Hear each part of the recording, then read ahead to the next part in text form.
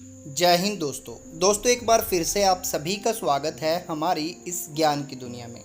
दोस्तों आज के हमारे इस वीडियो में हम बात करेंगे गौड़ वंश के बारे में, गौड़ राजपूतों के बारे में। आज हम हमारे इस वीडियो में आपको पूरी जानकारी देंगे। दोस्तों गौड़ राजपूत भारत में राजपूतों का एक कुल है।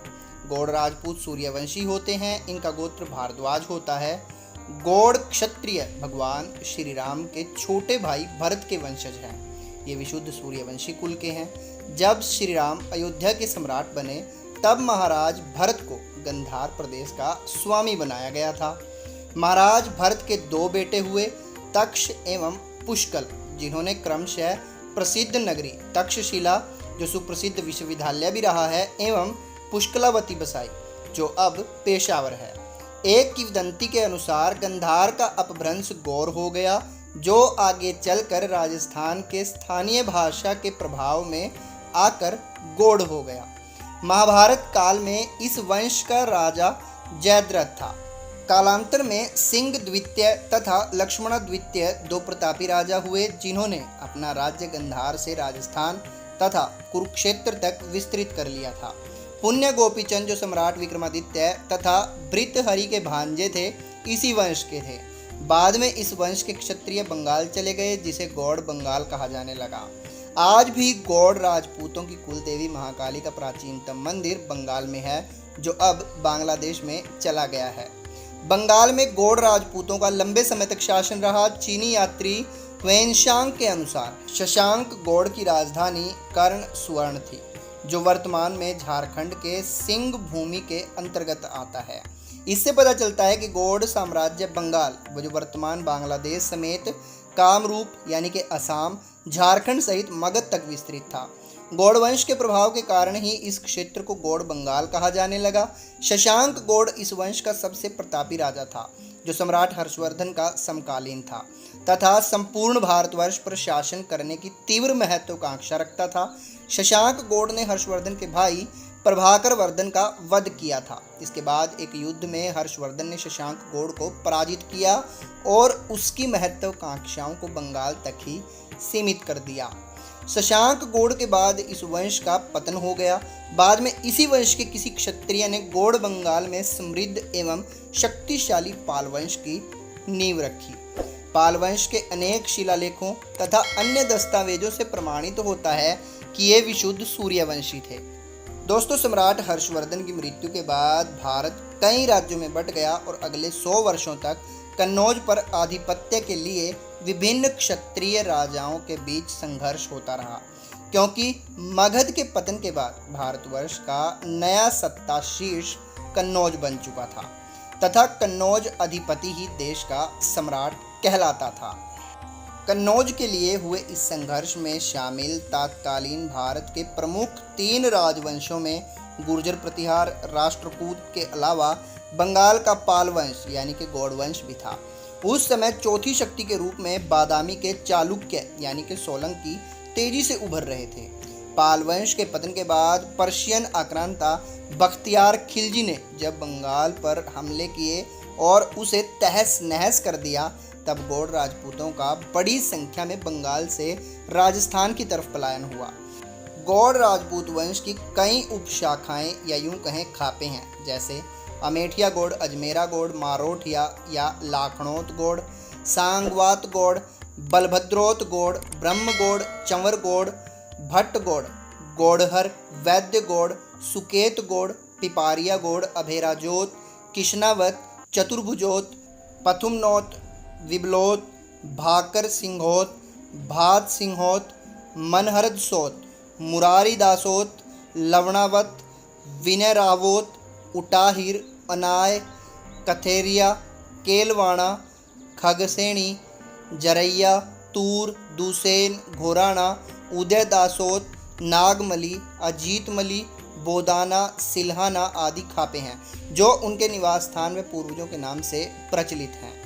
दोस्तों राजस्थान के मारवाड़ क्षेत्र से बाहर देव व नाहर देव दो भाई कन्नौज सम्राट नागभट्ट द्वितीय के पास पहुँचे, जिनको नागभट्ट ने कालपी व नार यानी कि कानपुर क्षेत्र जागीर में दिया। इन्हीं के ही वंशज आज उत्तर प्रदेश के कानपुर, एटा, इटावा, गोरखपुर, बदायूं, मुरादाबाद तथा अलीगढ़ में निवास करते हैं। नार के राजा पृथ्वीदेव गौड़ का विवाह महाराजा गोपीचंद राठौड़ की बहन से हुआ था। जब पृथ्वीदेव एक युद्ध में वीरगति को प्राप्त हुआ तो गोपीचंद राठौड़ ने अपने भांजों को बुलाकर उन्हें अमेठी यानी कि कानपुर का शासक बना दिया। राजा कन्नदेव के ये वंशज अमेठिया गौड़ कहलाए। ये अमेठी, लखनऊ, सीतापुर, पंचगछिया, सहरसा, राजधाम, खगड़िया, सिवान जिलों में बसते हैं। बंगाल से ही एक शाखा मथुरा आई। दिल्ली सम्राट अनंगपाल तंवर के सेनापति 2 गौड़ सगे भाई सूर और घोट थे। इन्होंने वर्तमान बिलराम मथुरा को जीता। पवायन रियासत 1705 में राजा उदय सिंह गौड़ ने रोहिल्ला पठानों को पराजित कर रोहिलखंड उत्तर प्रदेश, जो महाभारत कालीन पांचाल प्रदेश था, में सबसे बड़ी राजपूत रियासत पवायन जिला शाहजहांपुर की स्थापना की, जिसका शासन 1947 तक कायम रहा। यहाँ के शासक को राजा की उपाधि धारण करने का अधिकार रहा है। बुलंदशहर में बसने वाले गौड़ों के पूर्वज राजस्थान से आए 2 भाई थे। जिला बिजनौर में भी गौड़ राजपूत बसते हैं, जहां मुकुट सिंह शेखावत के नेतृत्व में सोमवती अमावस्या पर गंगा स्नान करने राजस्थान से आए 12 राजपूतों ने, जिनमें बलभद्र सिंह गौड़ और बुद्ध सिंह गौड़ भी शामिल थे, हिंदू साधुओं की रक्षा आताताई मुस्लिम नवाब फतह उल्ला खान का वध करके की। इसके बाद इन 12 राजाओं ने 84 गांव आपस में बांट लिए और वहीं पर ये शासन करने लगे। कानपुर से गौड़ राजपूतों का एक खानदान इलाहाबाद आ गया, जो ओरछा के बुंदेलों की सेवा में था। इनके एक सामंत बिहारी सिंह गौड़ ने औरंगजेब से बगावत की और एक युद्ध में मारे गए। इलाहाबाद के डॉक्टर नरेंद्र सिंह गौड़ उत्तर प्रदेश सरकार में शिक्षा एवं गन्ना मंत्री भी रहे हैं। मध्य प्रदेश में श्योपुर गौड़ राजपूतों का एक प्रमुख ठिकाना रहा है। 1301 में अलाउद्दीन खिलजी ने श्योपुर पर कब्जा किया, जो तब तक हमीरदेव चौहान के पास था। बाद में मालवा के सुल्तान का तथा शेर शाह सूरी का भी यहाँ कब्जा रहा। इसके बाद बूंदी के शासक सुरजन सिंह हाड़ा ने भी श्योपुर पर कब्जा किया। बाद में अकबर ने इसे मुगल साम्राज्य में मिला लिया। स्वतंत्र रूप से इस राज्य की स्थापना विठल दास गौड़ के पुत्र अनिरुद्ध सिंह गौड़ ने की थी। इनके आमेर का कछवाहा राजपूतों से काफ़ी निकट के और घनिष्ठ संबंध थे। अनिरुद्ध सिंह गौड़ की पुत्री का विवाह आमेर नरेश मिर्जा राजा राम सिंह से हुआ था। सवाई राजा जयसिंह का विवाह उदय सिंह गौड़ की पुत्री आनंद कंवर से हुआ था, जिससे ज्येष्ठ पुत्र शिव सिंह पैदा हुआ। सन 1722 में जब जयपुर नरेश सवाई राजा जयसिंह जाटों का दमन करने थुड़ गए थे, उस समय तत्कालीन श्योपुर नरेश इंद्र सिंह गौड़ अपनी सेना सहित उनके मदद में उपस्थित रहे। बाद में मैराथन के विरुद्ध भी इंद्र सिंह गौड़ जय सिंह के साथ रहे। इसके अलावा भोपाल के पेशवाओं के विरुद्ध युद्ध और जोधपुर के विरुद्ध युद्ध में भी इंद्र सिंह गौड़ सवाई राजा की मदद में रहे। इस प्रकार इंद्र सिंह गौड़ ने पूरे जीवन सवाई राजा जयसिंह का साथ दिया।